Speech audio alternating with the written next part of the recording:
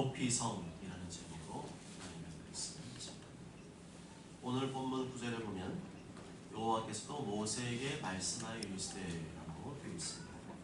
또 모세에게 말씀하셨다는 말은 그 전에 뭔가를 말씀하셨고 하는 거죠. 그 전에 뭘 말씀하셨습니까? 레위인이 거주할 48개의 성읍을 주라는 것이었습니다. 가로 1km, 세로 1km, 정사각형 정도의 성읍을 주라는 것이었습니다. 가로 세로 1km씩이면 매우 넓은 땅이죠. 그렇지만 가나안 전체 면적의 0.1%에 불과했습니다.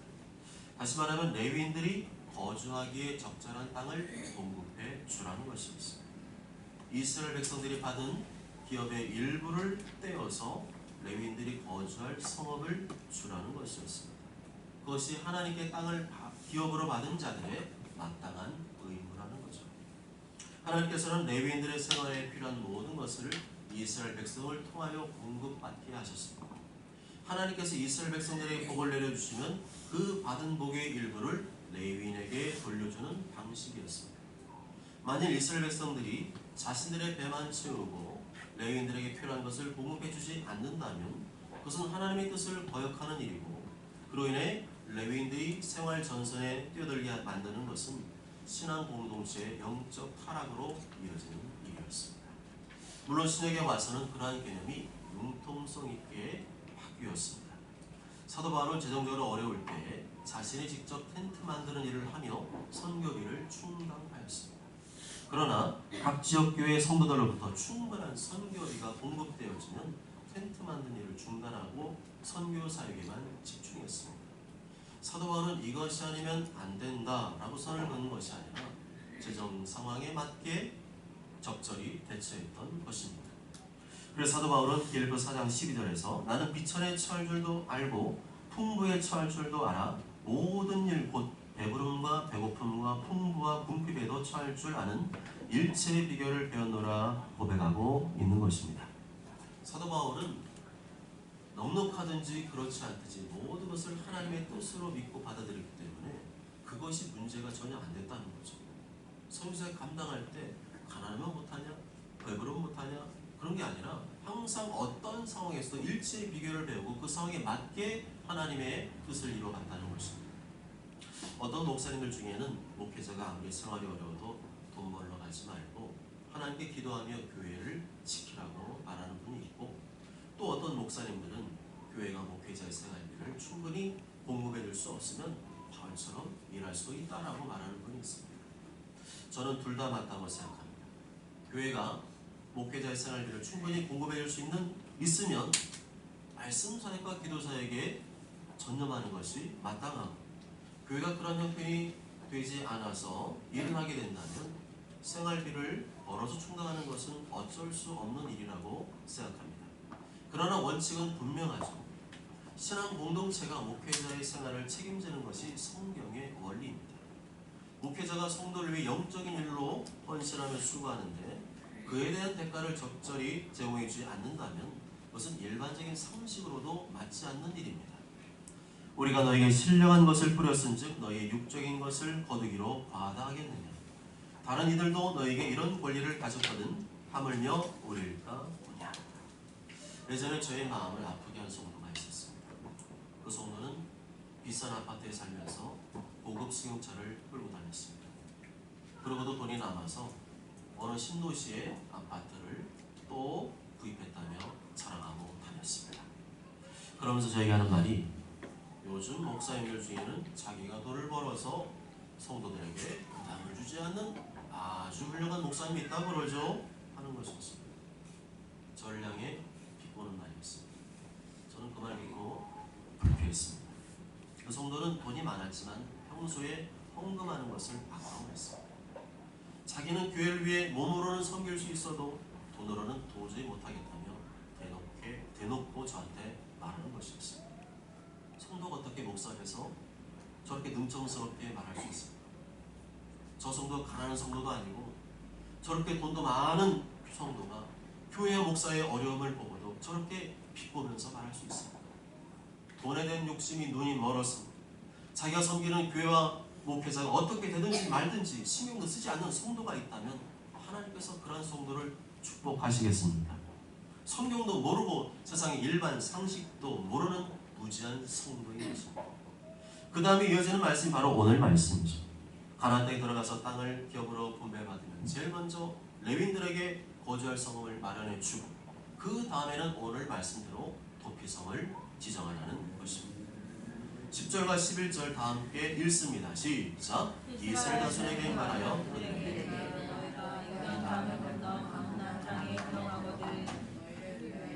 성읍을 도피성으로 정하여 그 중에 살인한 자가 그리로 입힙니다. 하나님께서 너희는 가나안 땅을 정복하게 될 것이다 라고 확정지어 말씀하고 있는 거죠. 너희가 요단강을 건너 가나안 땅에 들어가거든 그건 당연하다는 거죠. 너는 들어간다. 또 중요한 것은 그 다음에 너희들이 이러한 일을 해야 된다는 겁니다. 가나안 땅에 들어가서 이러이러한 것을 하라는 것은 가나안 땅을 정복하는 것보다도 더 중요한 것인데 그것이 바로 가나안 땅에서 어떻게 사느냐 하는 것이라는 거죠. 가나안 땅을 정복하는 최종 목적이 아니라 거기서 하나님의 백성답게 사는 것이 더 중요하다는 것입니다. 우리 믿는 자들은 예수님께서 십자가에 피를 흘리신 은혜로 구원을 얻게 되었습니다. 예수님께서 2000년 전에 십자가에 피를 흘려 죽으시고 다시 3일 만에 부활하심으로 죽음의 권세를 이기시고 모든 믿는 자들에게 영원한 생명을 안겨주셨습니다.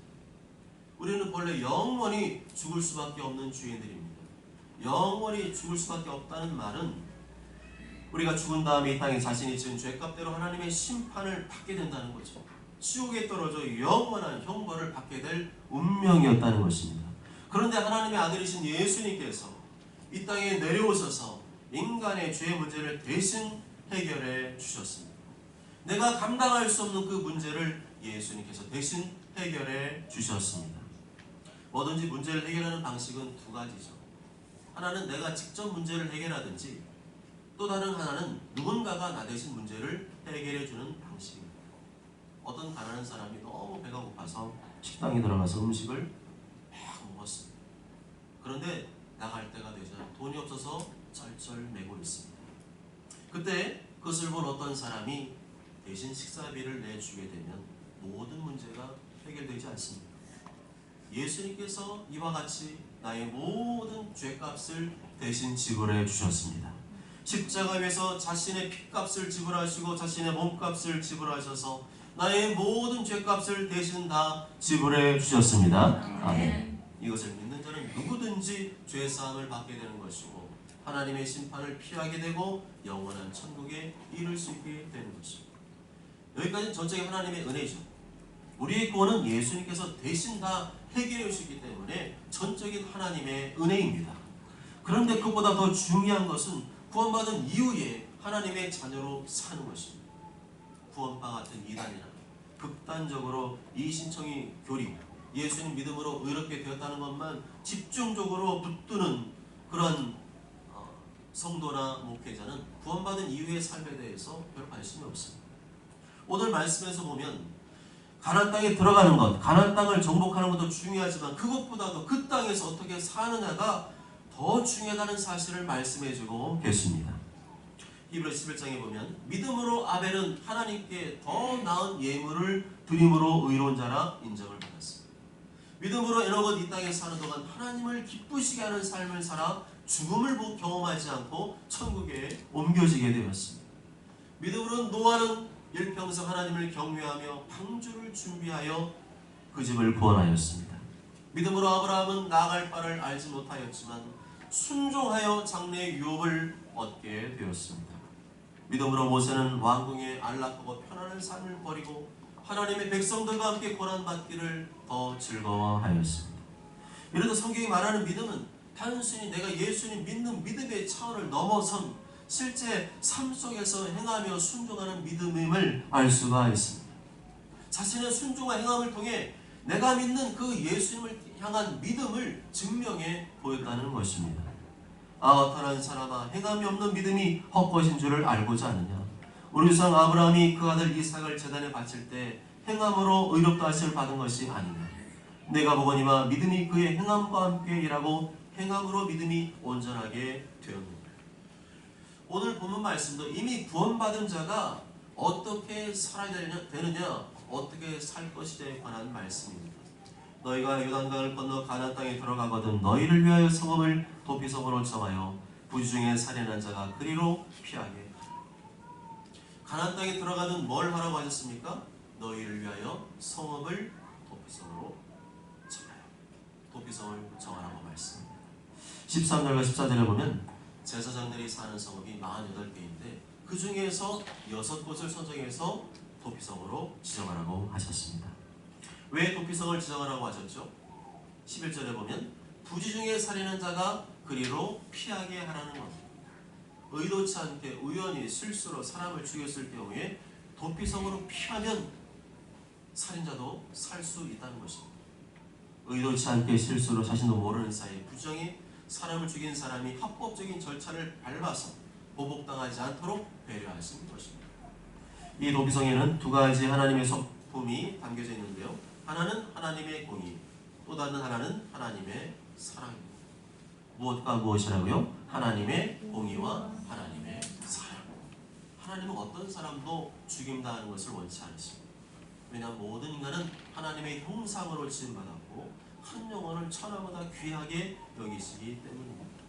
그렇지만 사람을 죽이는 범죄가 이 땅에 여전히 있기 때문에 그에 대한 적절한 심판을 받게 하셨습니다. 그러나 예외 규정을 주셨죠. 오늘 말씀이 바로 예외 규정입니다. 살인한 사람은 무조건 살인으로 갚으라는 게 구약의 율법입니다. 그런데 예외 규정, 부지중에 의도치 않게 실수로 우연히 사람을 죽이게 된 경우에는 특별히 살 수 있는 길을 열어주셨습니다. 도피성의 목적은 부지중에 살인을 한 사람이 회중 앞에서, 회중의 대표들 앞에서 공식적인 판결을 받기까지 보복당하지 않게 하시기 위한 하나님의 배려였습니다. 무슨 이유로든 살인당한 피해자의 유가족들에게는 피가 끓는 일이죠. 사람을 죽여놓고도 저렇게 저 인간이 멀쩡히 돌아다니는 사실을 보면 분노와 복수의 감정이 끌어오르게 됩니다. 이 성을 읽고 똑같이 보복할 가능성이 높아지게 됩니다. 그러나 어떤 경우에도 감정적이고 우발적인 판단으로 보복해서는 안 됩니다. 아무리 화가 나고 분노가 올라와도 함부로 보복해서는 안 됩니다. 왜냐하면 모든 보복과 원수 갚는 일은 하나님의 것이기 때문입니다. 내 사랑하는 자들아 너희가 친히 원수를 갚지 말고 하나님의 진노하심에 맡기라 기록되었을 때 원수 갚는 것이 내게 있으니 내가 갚으리라고 주께서 말씀하시니라.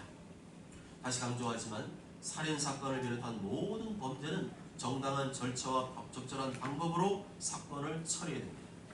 무슨 이유로 무슨 일 때문에 그것이 고의적이었는지 아니면 단순 실수였는지 정확히 수사해서 그 근거를 토대로 판단을 해야 됩니다. 그럼에도 사람의 감정은 잘 통제되질 않죠. 내 가족 중에 하나가 살해당했다면 여러분 같으면 어떻겠습니까? 어떤 방식으로든 이 분노의 감정을 표출하려고 할 것입니다. 그렇게 되면 끊임없는 피복수가 일어나게 될 것이고 피가 이 땅에 흐르게 된다는 것은 이 땅을 더럽히게 되는 일입니다. 이를 막기 위해서 하나님께서 만드신 제도가 도피성입니다. 12절에 이는 너희가 복수할 자에게서 도피하는 성을 삼아 살인자가 회중 앞에 서서 판결을 받기까지 죽지 않게 하기 위함입니다. 이렇게 부지중에 살인한 사람은 도피성에 피하면 보호를 받을 수 있었습니다. 공식적인 재판을 통해 이 사람이 살인할 의도가 없었다는 것이 증명되면 도피성 안에서 대제사장과 함께 죽을 때까지 그곳에서 보호할 수가 있었습니다. 그렇지만 부지중에 살인한 자가 나는 도피성 안에 있기만 갑갑해, 나는 가족을 꼭 만나러 가야 해, 그런 이유로 도피성 밖으로 나가게 되면 26절과 27절 말씀대로 누군가가 그를 보복하여 죽이더라도 아무런 책임이 없었습니다. 다시 말하면 부지중에 살인한 사람은 도피성 안에서만 철저한 보호를 받을 수 있었습니다. 이렇게 볼 때 도피성은 안전지대임과 동시에 자신의 죗값을 치르는 속죄의 장소임을 알 수가 있습니다. 부지중에 살인한 사람은 대제사장이 죽을 때까지는 거의 일평생 가족들과 떨어져 지내야만 했습니다. 평범하고 일상적인 삶을 살아갈 수가 없었습니다. 도피성 안은 자유가 있었지만 창살 없는 감옥과 같았습니다. 고의성이 없었으므로 정상 참작은 되지만 죄는 죄라는 것입니다. 이것은 비록 고의적인 살인은 아니었다 할지라도 인간의 생명은 그 무엇보다 귀하다는 메시지를 주고 있습니다. 아무리 실수해도 죄는 죄라는 것이죠. 이렇게 하나님의 공의와 사랑이 동시에 머무는 장소가 도피성이었습니다. 이런 하나님의 공의와 사랑이 동시에 머무는 장소가 또 있는데요. 그것은 바로 예수님의 십자가. 십자가 위에서 하나님의 무서운 진노를 대신 받아주신 예수님, 나를 사랑하셔서 나 대신 피 흘려주신 예수님이 또 다른 도피성인 것입니다. 도피성에 머물러야 한다는 말은 예수님 믿는 성도들은 늘 예수님 안에 있어야 한다는 말입니다.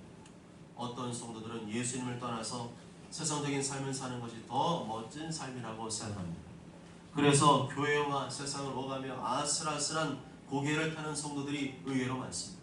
한쪽 발은 예수님께 담그고 다른 한쪽 발은 세상에 담그고 그렇게 살아가는 이중생활을 하는 성도들이 의외로 많습니다. 이러한 생활이 계속된다면 언젠가 위험한 순간을 맞이하게 될 것입니다. 도피성 안에 머물러야 할 사람이 바깥 생활을 동경하고 그리워하여 도피성 밖으로 나갔다가는 거기서 나를 복수할 사람을 만나게 될 것이기 때문입니다. 성도는 이런 모험을 감행할 필요가 없습니다. 예수님이라는 도피성 안에만 있으면 그 안에서 안전과 평안을 누리며 그분과 교제하는 삶을 더 즐겁고 의미있게 가치있게 살아갈 수가 있는 것입니다. 세상에는 성도를 삼키려고 하는 사탄이 항상 기다리고 있습니다. 성도가 도피성이신 예수님 품 안을 벗어났을 때 사탄은 기가 막히게 그것을 알고 집중적으로 그 성도를 공격하여 넘어뜨립니다. 그러므로 영원한 도피성이신 예수님을 절대로 떠나서는 안 될 줄 믿습니다. 나는 포도나무요 너희는 가지라. 그가 내 안에 내가 그 안에 가면 사람이 열매를 많이 맺나니 나를 떠나서는 너희가 아무것도 할 수 없습니다. 사람이 내 안에 거하지 아니하면 가지처럼 밖에 버려져 마르나니 사람들이 그것을 모아다가 불에 던져 사르느니라. 또한 도피성에는 누구든지 피할 수가 있었습니다. 그가 이스라엘 백성이든 아니면 다른 나라 다른 지역에서 온 타국인이든 땅이 없는 임시노동자 아니면 고용된 종과 같은 이스라엘 중에 거류하는 사람이든 누구든지 도피성에 피할 수 있었습니다. 15절 다 함께 읽습니다. 시작. 이 여섯 성읍은 이스라엘 자손과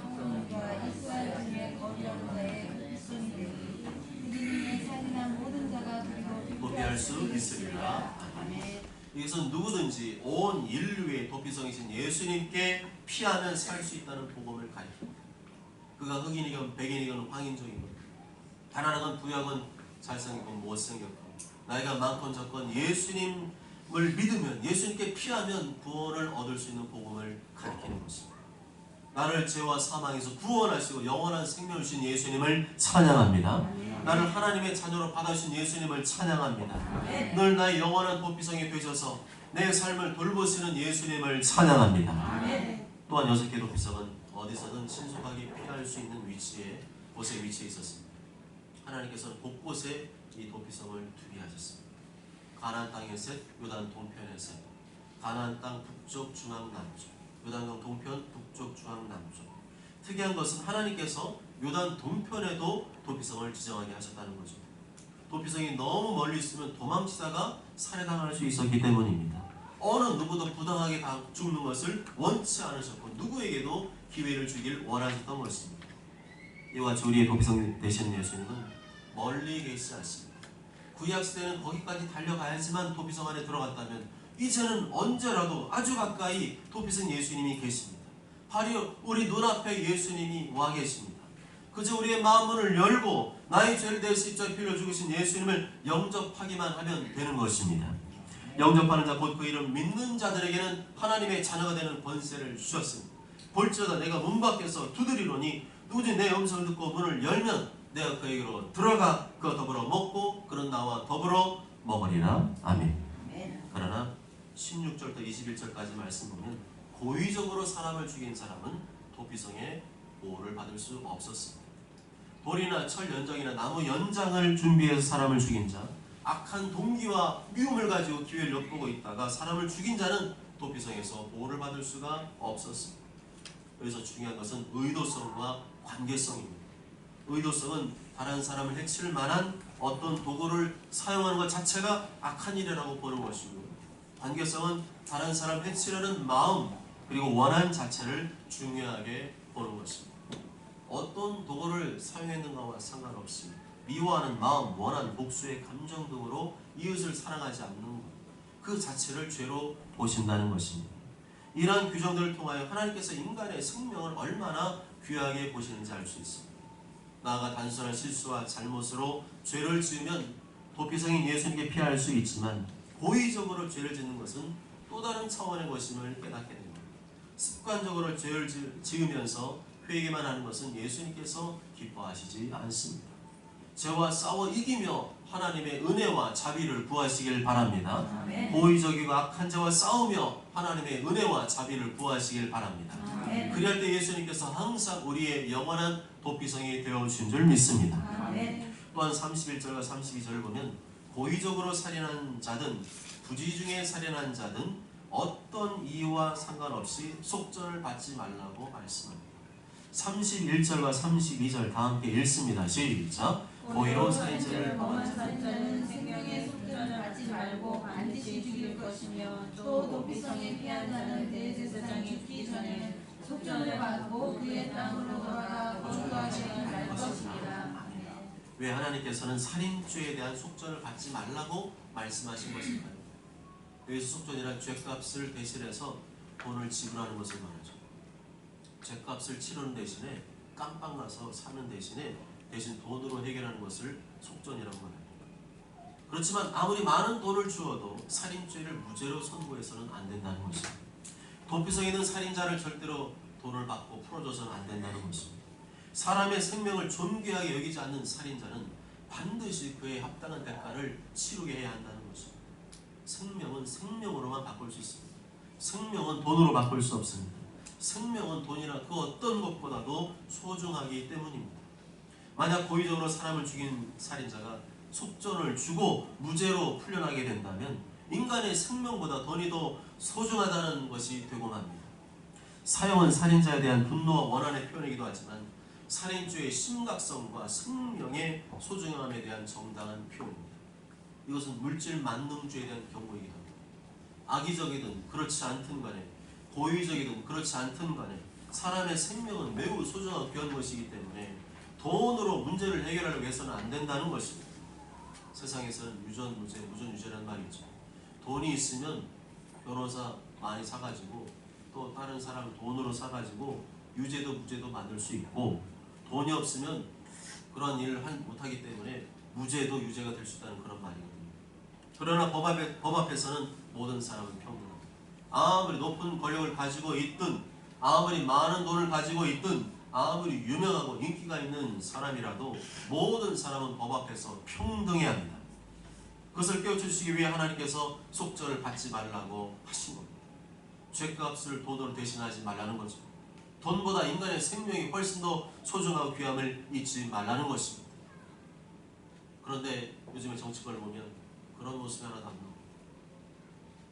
돈으로 다 사람 매수하고 돈으로 다 조작하고 돈으로 다 모든 것을 해결하려고 하는 그런 물질 만능주의, 자기가 원하는 무언가를 얻기 위해서라면 수단과 방법을 가리지 않아도 된다고 생각하는 그러한 비윤리적 도덕적인 정치인들이 요즘에 너무 많습니다. 33절과 34절을 보면 고의적이든 그렇지 않든 간에 모든 살인은 이 땅을 더럽힌다고 말씀합니다. 땅이 오염물질 때문에 오염되는 것이 아니라 더럽혀지는 것이 아니라 사람을 죽여서 땅에 피를 흘리면 그것이 땅을 더럽힌다는 것입니다. 너희는 너희가 거주하는 땅을 더럽히지 말라. 33절 34절 읽습니다. 시작. 너희는 너희가 거주하는 땅을 더럽히지 말라. 피는 땅을 더럽히나니 피 흘림을 받은 땅은 그 피를 흘리게 한 자의 피가 아니면 속함을 받을 수 없느니라. 너희는 너희가 거주하는 땅 곧 내가 거주하는 땅을 더럽히지 말라. 나 여호와는 이스라엘 자손 중에 있습니다. 아멘. 만일 인간들이 살인자를 엄정한 공의로 다스리지 않는다면 그 땅은 더러운 땅, 부정한 땅이 될 거랍니다. 요즘 사법부 재판부가 너무 느슨하죠. 사람을 죽여도 이 사람은 매우 죄질이 불량함으로 징역 5년에 처합니다. 사람을 죽이고도 징역 5년으로 끝납니다. 그게 공의로운 재판입니다. 성경에서는 그런 재판을 공의롭다고 말씀하지 않습니다. 판결을 하긴 했는데 형벌을 때렸는데 그 누구도 동의할 수 없는 판결을 내린다면 그게 하나님이 원하시는 공의로운 재판이겠습니다. 만약에 계속해서 이 사법부가 재판부가 그리고 어떠한 판결하는 기관이든 그에 합당한 그의 벌과 그에 대한 심판 형벌을 내리지 않는다면 하나님께서 하나님께서 직접 이 땅에 공의를 행하시는 방법이 없습니다. 인간들에게 맡겨놨더니 인간들이 하나님의 말씀 따라서 그 무자비한 죄를 지은 자에게 엄정한 공의를 집행하는 것이 하나님의 뜻인데, 그렇게 하지 않아서 계속해서 범죄가 많아지고 늘어나고 그에 대한 책임을 감당하지 않는다면 누가 하시겠다는 거예요? 하나님이 직접 이 땅을 심판하러 오신다는 겁니다. 그게 바로 구약시대에 나타난 전쟁입니다. 이스라엘 백성이 타락해서 하나님의 말씀 법도대로 공의로운 심판 재판이 굽어지고 뇌물을 먹고 돈을 받고 재판을 엄성하게 해버린 결과, 하나님께서 오래 참으시다가 결국엔 하나님이 직접 공의를 실현하기 위해서 이 땅에 전쟁을 일으키신 사건들이 바로 성에 나오는 전쟁입니다. 사랑하는 여러분, 자살이든 살인이든 어떤 형태의 살인이든 이 땅에 피를 흘리는 행위는 이 땅을 더럽히는 행위입니다. 성도는 그 누구보다 생명을 소중하게 여겨야 됩니다. 살인이나 폭력 같은 행위는 물론이고 말과 글로서 다른 사람을 인격적으로 죽여서는 안 됩니다. 많은 사람들이 지금 SNS나 인터넷을 통해서 무분별한 인격살인을 벌이고 있습니다. 사람을 실제로 때려 죽이지는 않지만 말로써 글로써 사람들을 때려 죽이고 있어요. 그리고 요새는 자녀들도 부모가 말로써 글로써 때려 죽이고, 또 자녀들이 부모를 말로써 글로써 때려 죽이는 일들이 비일비재하게 벌어지고 있습니다. 그게 바로 뭐예요? 이 땅을 더럽히고 있다는 거예요. 꼭 피가 흘러야만 이 땅이 더럽혀지는 게 아니라 그런 다른 사람을 향한 공격과 비난과 죽이는 모든 말과 행위들은 전부 다 오늘 말씀에 비춰보면 살인이라는 거죠. 그런 살인적인 행위, 인터넷에 댓글 달아서 사람을 죽이는 일 얼마나 많습니까? 자기는 장난이야. 그게 어떻게 장난입니까? 장난이라도 정말 생명을 죽인다면 그렇게 말할 수 없는 거잖아요. 그런 댓글 달 수 없는 거잖아요. 그런데도 무자비하게 글로써 죽이고, 친구들을 갖다가 단톡방에 불러들인 다음에 거기서 못 나가게 하고 계속해서 인신을 공격하고 말살하는 이러한 일들이 지금 벌어졌다면 그것은 뭡니까? 지금 피를 흘리는 일이 저 살인자들한테만 있는 게 아니라, 묻지마 칼 휘두른 흉악범에게만 있는 게 아니라 우리 어린 중학생, 초등학생 안에도 무자비한 살인이 벌어지고 있다는 겁니다. 이것은 바로 뭡니까? 이 땅에 피가 계속해서 흘리고 있고 이 땅을 더럽히는 행위인 것이고, 하나님 볼 때는 이 모든 더럽히는 행위가 중단되지 않는다면 직접 하나님이 나주실 수밖에 없는 겁니다. 그래서 지금 돌아가는 이 전쟁의 상황들을 여러분 그냥 쉽게 보지 마십시오. 지금 중국에 벌어진 일들, 북한에 벌어진 일들 여러분 쉽게 보지 마십시오. 하나님께서 이 땅 대한민국이 점점 더 이렇게 죄악으로 물들어가고 죄에 대한 엄정한 판단, 공의가 굽어지고 정직과 신의와 진실을 잃어버리게 된다면 하나님 더 이상 사람에 기대하지 않으시고 하나님께서 하나님의 방법으로 이 땅을 깨끗게 하시고 공의를 집행하실 것입니다. 이러한 사람을 죽이는 모든 말과 행위는 이 땅을 더럽히는 행위입니다. 하나님의 공의를 무너뜨리는 행위입니다. 만일 회개하고 돌이키지 않는다면 하나님께서 이 땅을 정결케 하시기 위해서 직접 심판하실 것입니다. 오직 저는 모두가 내 영혼의 도피성이신 예수님만의 머물기를 힘씁니다. 이 땅을 더럽히는 모든 말과 행위를 중단합니다. 다른 사람의 생명을 살리고 치유하고 구원하는 선한 영향력을 발휘하게 되시길 주님의 이름으로 축복합니다. 아멘.